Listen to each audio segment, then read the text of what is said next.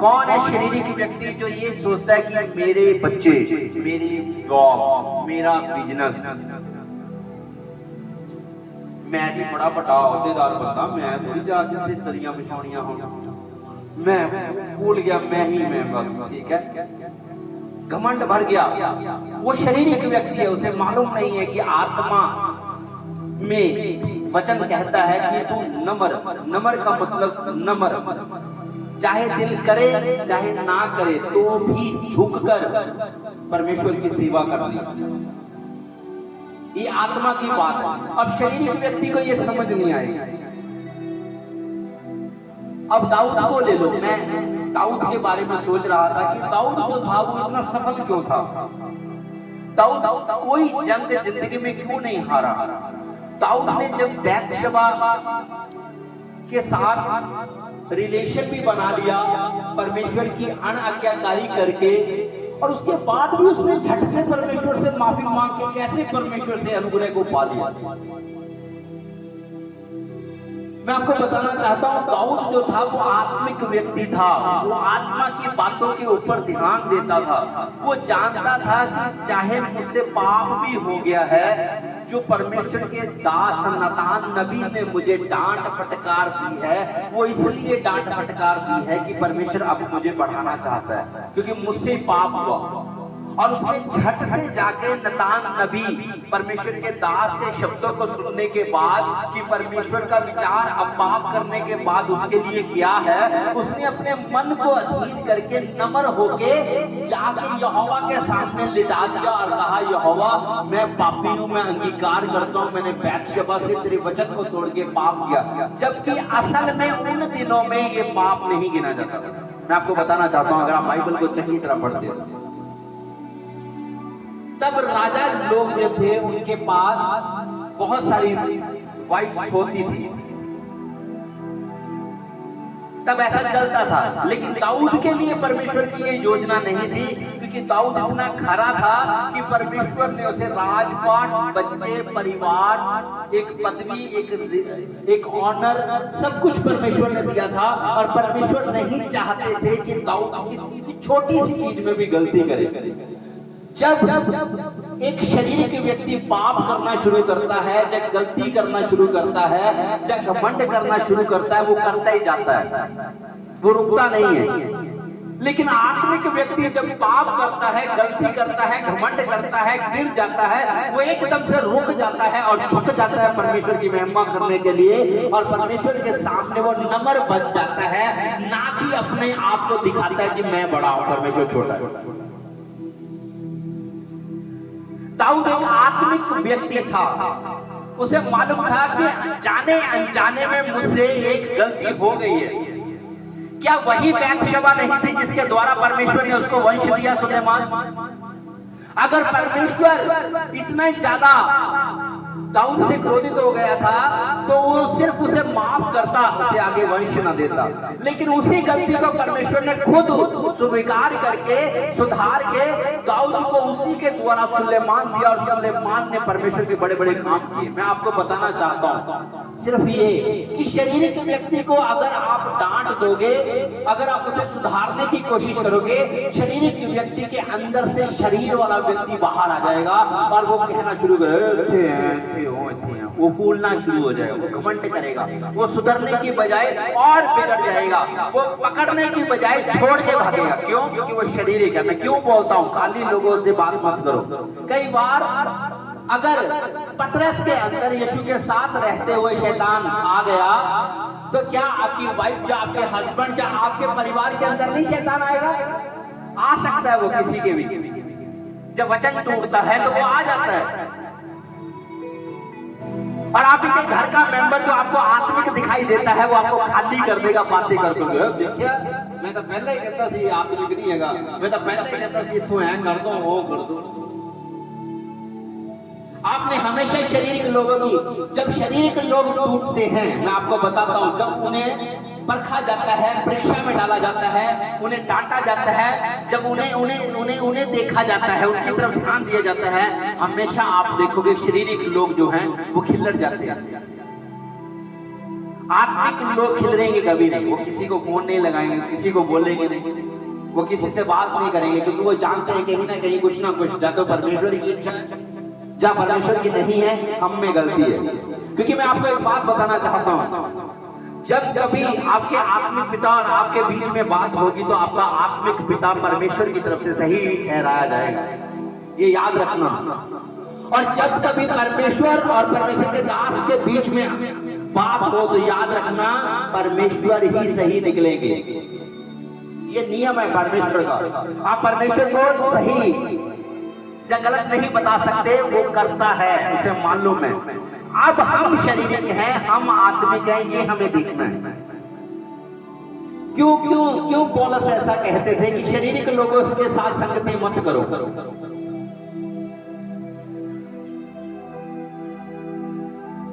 शारीरिक लोगों के साथ संगति मत करो। शारीरिक लोग कौन होते हैं? चर्च आएंगे, बाइबल उठाएंगे, चुगली भी करेंगे, गाली भी देंगे, बेईमानी भी करेंगे, झूठ भी बोलेंगे, नुकसान भी करेंगे, ये शारीरिक लोग हैं।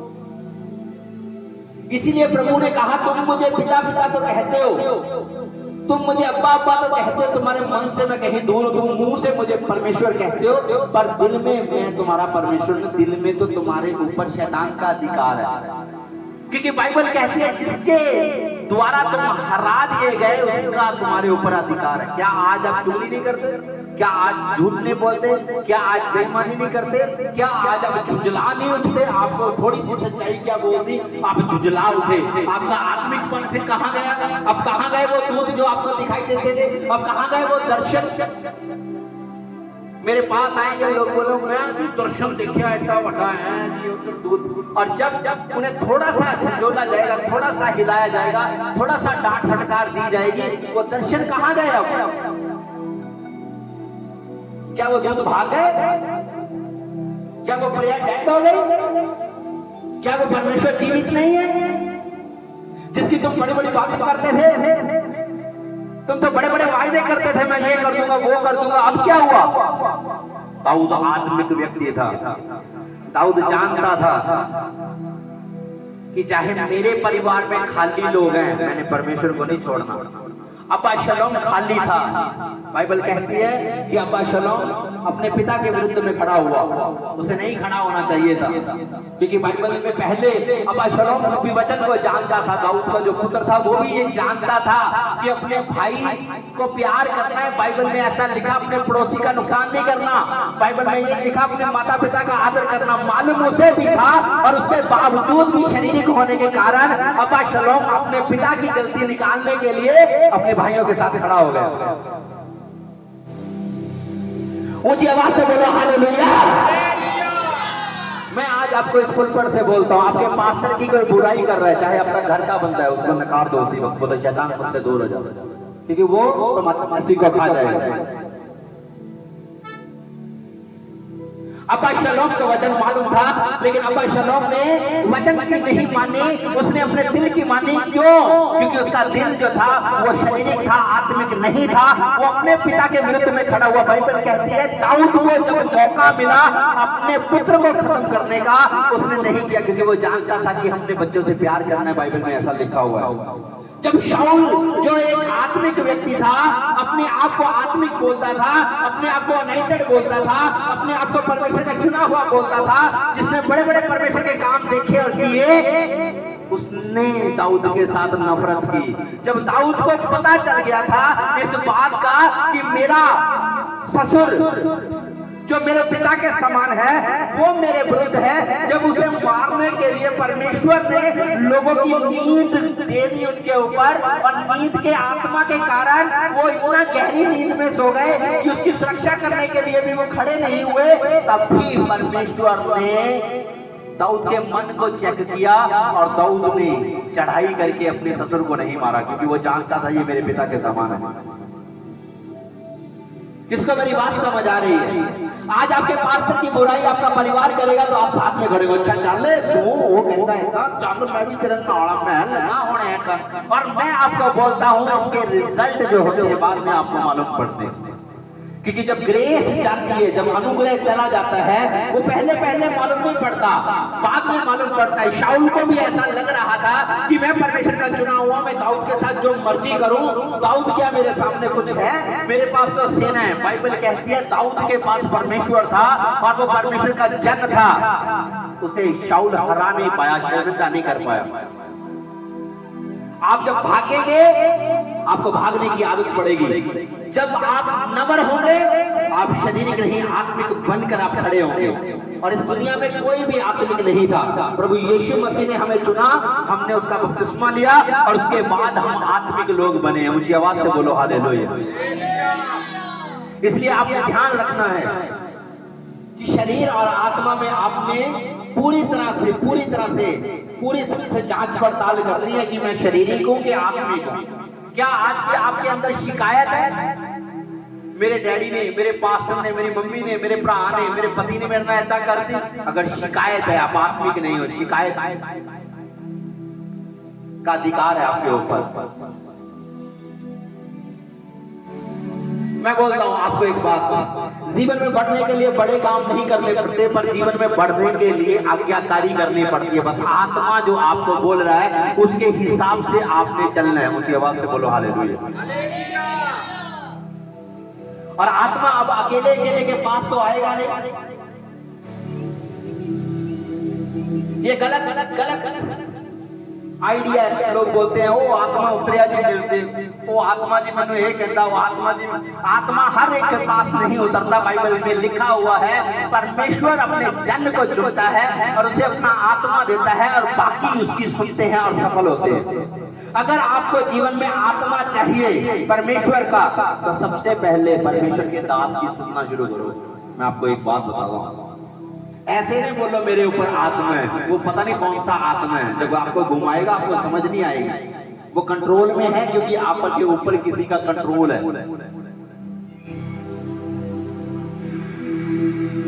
आज्ञाकारी लोगों को और वफादार लोगों को डरने की जरूरत नहीं होती। उन्हें आज चीज मिली नहीं मिली कोई फर्क नहीं पड़ता, क्योंकि कोई शारीरिक नहीं है, वो आत्मिक है। वो जानते हैं कि हमने अनंत जीवन के लिए परमेश्वर को चुना है, ना कि ये संसार की ब्लेसिंग्स के लिए। वो जानते हैं मुझे पाप नहीं करना, वो जानते हैं मुझे विरोधी के साथ खड़ा नहीं होना। क्या यीशु मसीह का विरोध नहीं किया यहूदा इस्करियोती ने? लेकिन पतरस इस बात को समझता था कि यहूदा इस्करियोती भी चेला था, अब प्रभु ने इसे क्यों निकाल दिया? क्योंकि यहूदा इस्करियोती चोर था,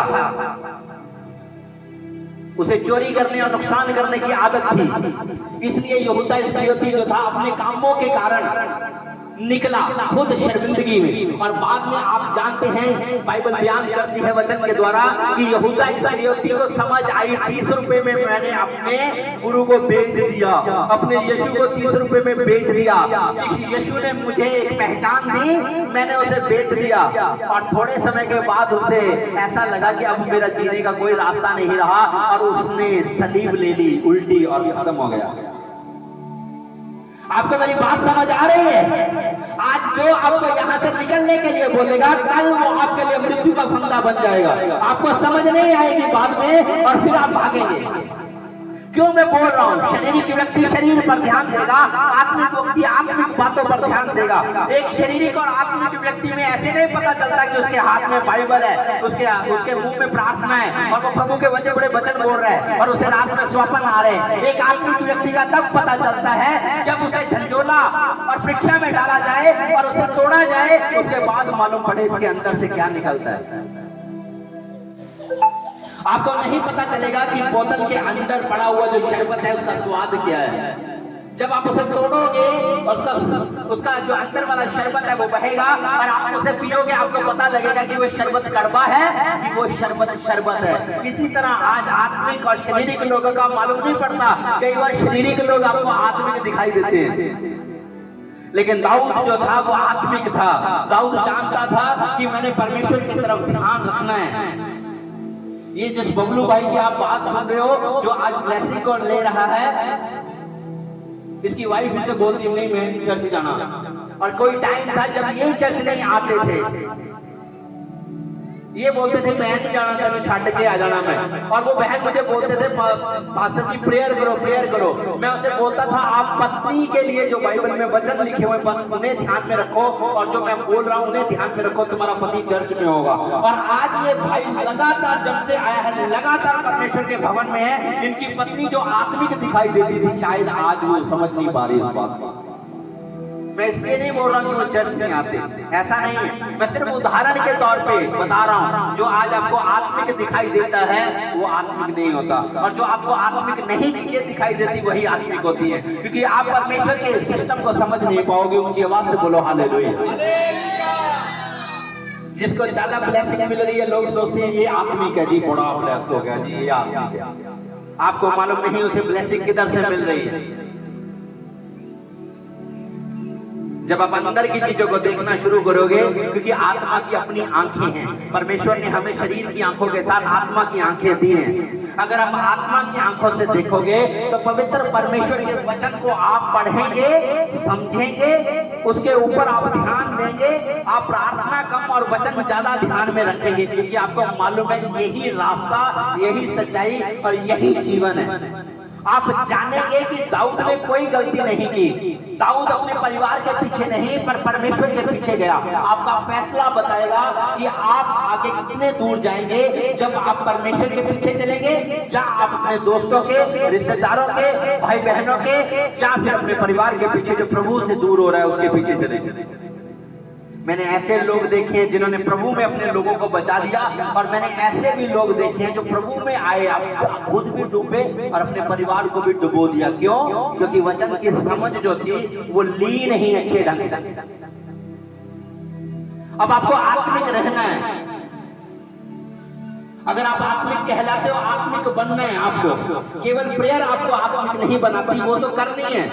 रोजा रखना है, वचन को पढ़ना है, वचन के ऊपर चलना है। वचन आपको आत्मिक बनाएगा, क्योंकि परमेश्वर का वचन कहता है ये आत्मा है, ये सच्चाई है। वचन आत्मा है, आपने उसके ऊपर ध्यान देना है।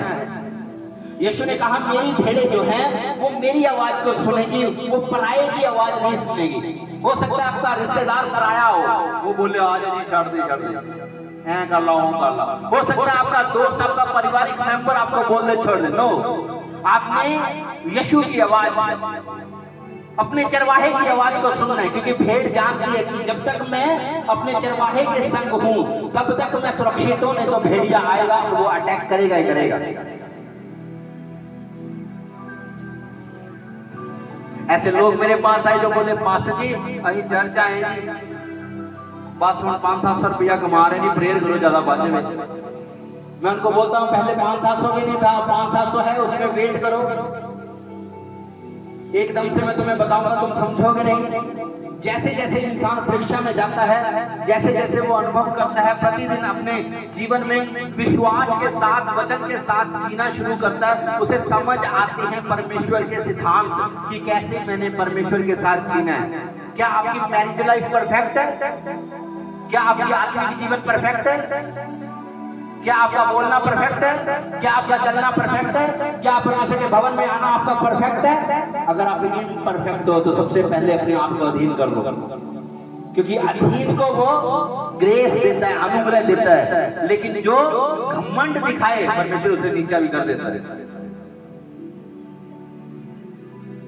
दाऊद जानता था कि लोग मेरे साथ हैं, ये मेरी ताकत नहीं है। मैं राजा हूं, ये मेरी ताकत नहीं है। सेना है मेरे पास, ये मेरी ताकत नहीं है। उसे मालूम था कि चाहे मैंने जाने अनजाने में परमेश्वर के वचन को तोड़ दिया, दाऊद जानता था कि मुझे छठ से परमेश्वर के सामने नम्र होना है। क्या परमेश्वर ने उसे आके बोला कि दाऊद तूने ऐसा किया है मैं तो तेरे साथ ये करूंगा?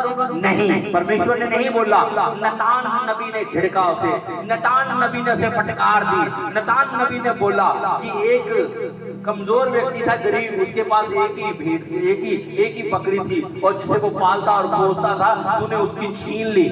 राजा तू तो राजा है, अब बता अगर तुझे ऐसा केस मिले तो तू क्या न्याय करेगा? और दाऊद को गुस्सा चढ़ा, उसने कहा हे प्रभु मैं तो ऐसा करनी है कि उस बंदे ने मैं दंड देना क्योंकि वो गरीब बंदे ने ऐसा की थी।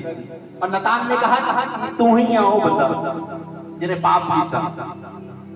आपको क्या लगता है हर सेवादार धर्मी है, हर चर्च आने वाला धर्मी है, हर जिसने बाइबल उठाई है वो धर्मी है? नो। धर्मी वो है जो धर्म के काम करता है। धर्मी वो है जिसके अंदर आत्मा का कोई फल है।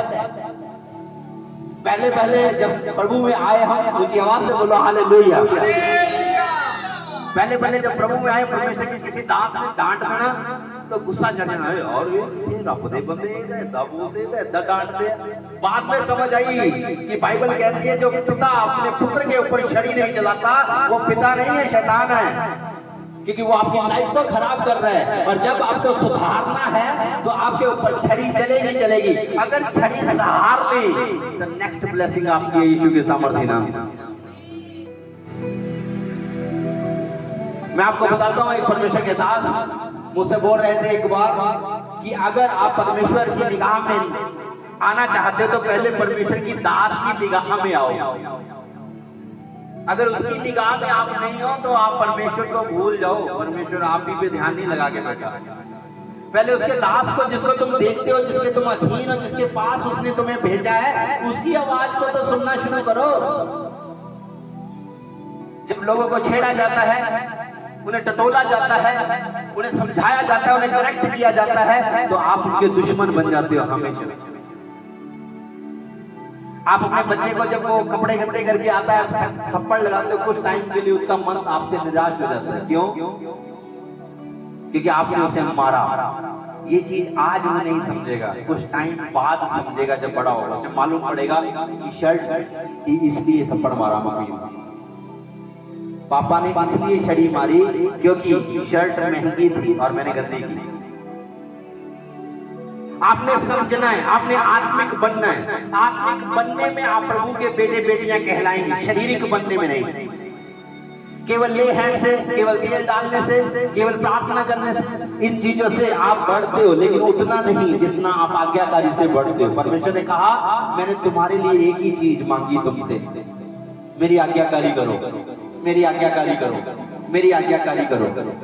अब एक शारीरिक व्यक्ति जब नहीं कोई उसकी प्रार्थना का आंसर आएगा और उसे इस चर्च में बैठना पड़ेगा और वो बोले नहीं है नहीं कुछ भी छटो यार, वो आज्ञाकारी छोड़ दे। और मैं आपको एक बात बताता हूँ, जब तक यहोवा का आत्मा आपको ना बोले तब तक नहीं छोड़ना, नहीं तो अटैक आएगा।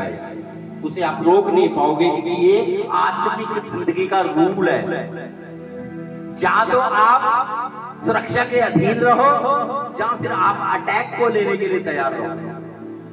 चाहे मैं हूं, चाहे आप है, चाहे कोई भी परमेश्वर का बड़ा दास क्यों नहीं, हर एक की लाइफ के लिए बिब्लिकल बाइबल के जो रूल है वही है।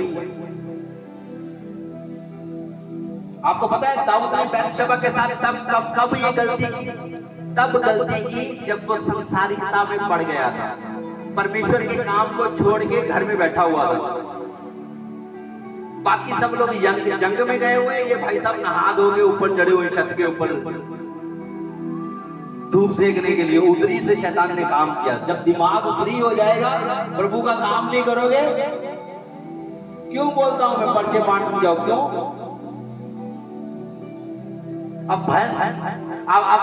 अब देखो कि वो सिस्टर जो है वो सिर्फ इवेंजलिज्म करने के लिए गई। 1 साल से राशन नहीं आ रहा, जॉब है, सैलरी आ रही है लेकिन राशन नहीं आ रहा। और दूसरी बहन ने क्या गवाही दी? पर्चे बांट के लिए गए और मरे हुए 50,000 फिर से जीवित हो गए। अब यीशु मुर्दों को तो जीवित करता है, चाहे वो पैसा है चाहे वो कुछ भी है। अब टाइम तो इनके पास भी नहीं है, लेकिन आत्मा की आज्ञाकारी करने के लिए इन्होंने ध्यान दिया कि हाँ हमने आत्मा में आज्ञाकारी कर लिया। अब इन्हें भी इनका मन बोलता होगा छठो तो बहुत छठो साधन नहीं है, छठो आज काम, लेकिन किया जाके किया वो काम। आप इस बात से आत्मिक नहीं है कि आप चर्च आते हैं, नो। आप इस बात से आत्मिक है कि जो चर्च में आपको बोला जा रहा है आप घर जाके उसे करते हो। ऊंची आवाज से बोलो हालेलुया। दाऊद केवल वचन को पढ़ता या सुनता नहीं था परमेश्वर के दासों से, वो वचन को मानता भी था। अबशालोम नहीं मानता था वचन को, लेकिन जानता था वो वचन को। शाऊल जो था वो वचन को जानता था लेकिन मानता नहीं था।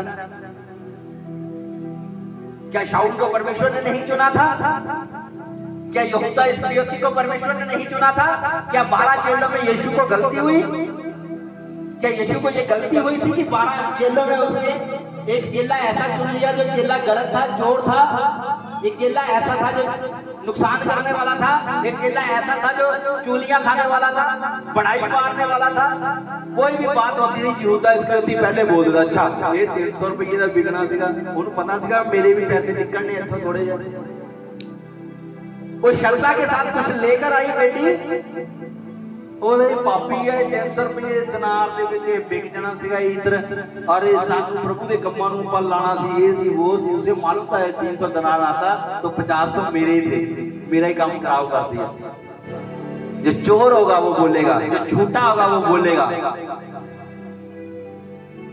जो शारीरिक होगा वो बात में बोलेगा। आत्मिक लोग नहीं बोलते, वो बोलते छोड़ कोई बात नहीं, परमेश्वर आंसर देगा।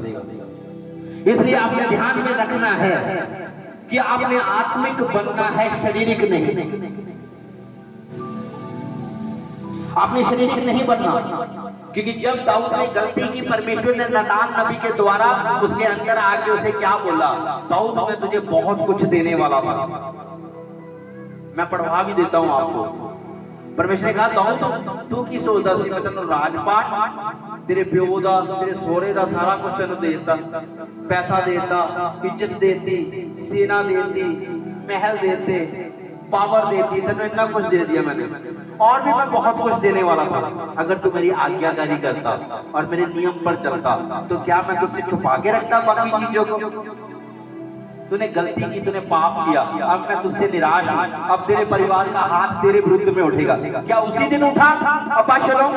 क्या उसी दिन अब्शालोम ने तलवार उठा रहे, अच्छा डैडी तू आ गलती की थी, मैं हुणे तेन आ कर देना? नो, कुछ टाइम लगा, कुछ समय लगा, कुछ समय के बाद वो चीजें उभर कर बाहर आई। हर व्यक्ति दाऊद के खिलाफ हो गया क्योंकि उसने परमेश्वर के सामने पाप किया। लेकिन बाइबल कहती है कि परमेश्वर ने ही दाऊद को माफी मांगने के कारण छुटकारा भी दे दिया।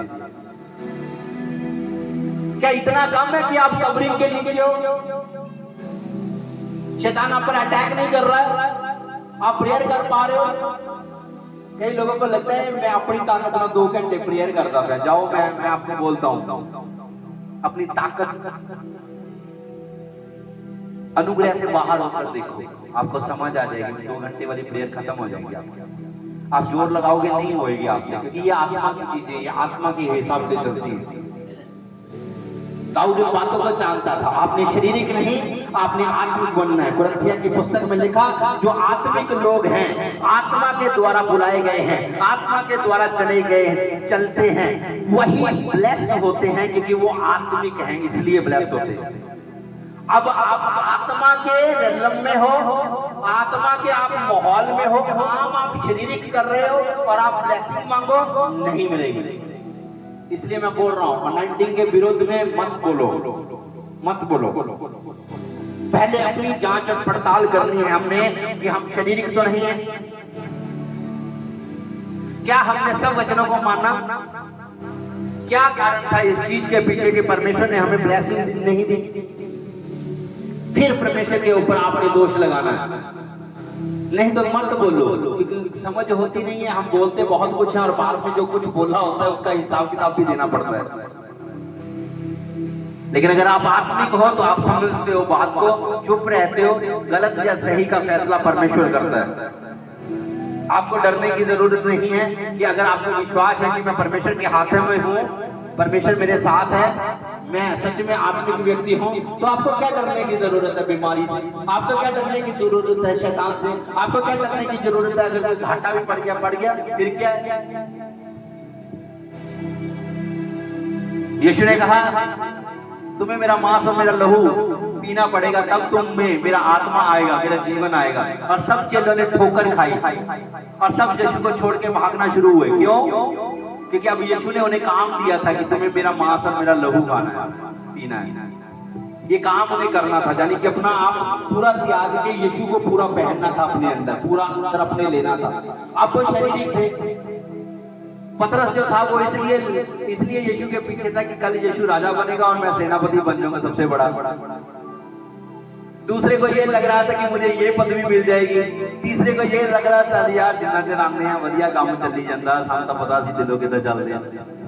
जब यीशु ने कहा तुम्हें मेरा लहू और मांस खाना पड़ेगा, सबने ठोकर खाई और यीशु ने कहा तुम जाना है चले जाओ, कोई बात नहीं।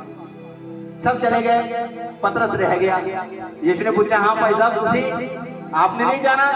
बोला प्रभु जीवन की बातें तो तेरे पास है, क्योंकि पतरस जानता था मुझे शरीर से नहीं मुझे आत्मा से चलना है। बाकी गए मैंने नहीं, क्यों? क्योंकि मुझे आत्मा से चलना है। आत्मिक पिता बोलने से आत्मिक पिता नहीं बन जाता, आत्मिक सन नहीं बन जाता, आत्मिक डॉक्टर नहीं बन जाती। आप पुत्र वाले काम करके दिखाओ, पिता अपनी ब्लेसिंग तुम्हें देगा।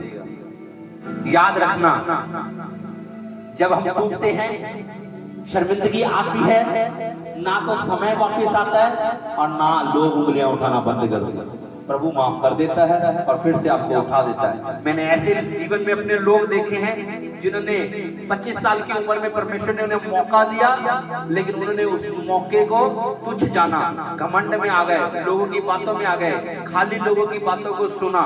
और जब उम्र 50 साल हुई फिर प्रभु प्रभु का आनंद है। 25 साल खत्म हो गए, जो ब्लेसिंग उन्हें 20 साल 25 साल 30 साल की उम्र में मिलनी थी वो फिर अब 70 साल की उम्र में मिल रही, क्योंकि प्रभु में आने के बाद माफी मिल जाती है, मेहनत फिर से करनी पड़ती है।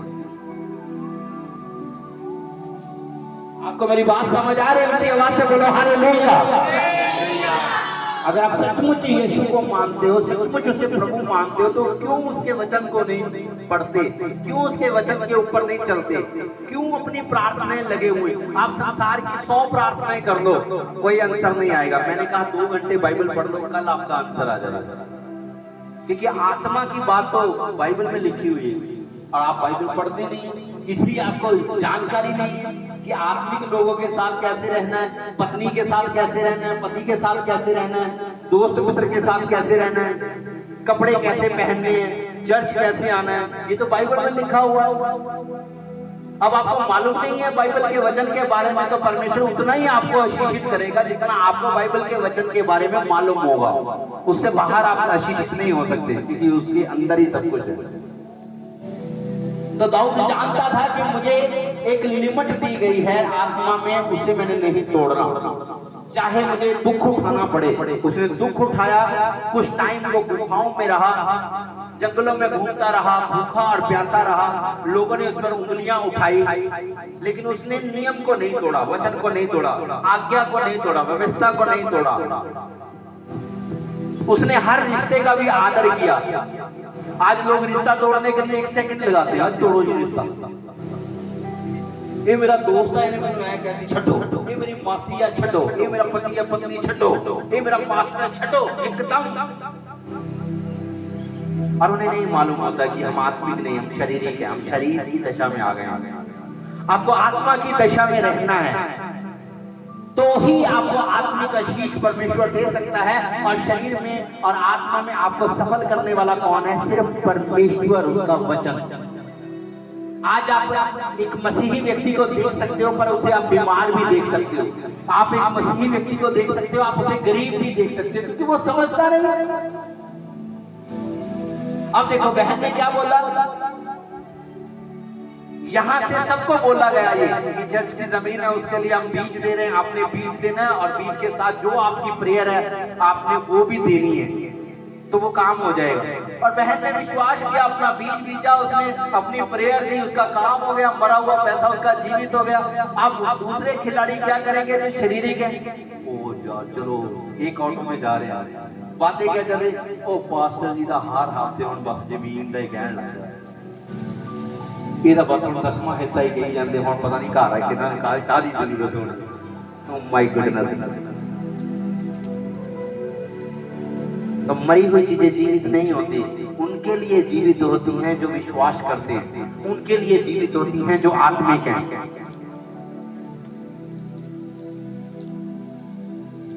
पतरस जानता था कि आज हालात सही नहीं है, परिवार खिलाफ हो चुका है, दोस्त मित्र साथ वाले सब खिलाफ हो चुके हैं। वो समझ नहीं पाए। पतरस जानता था कि आज मुझे समझ नहीं आ रही इस बात की क्या हो रहा है, पर मैं इस यीशु नहीं छड़ना, क्योंकि वो इतना जानता था कि जो यीशु है यही जीवन है, और उसने यीशु को नहीं छोड़ा। उसने इसीलिए उसके मुंह से ये निकला कि जीवन की बातें तो तेरे पास है, तुझे छोड़ के कहां जाए।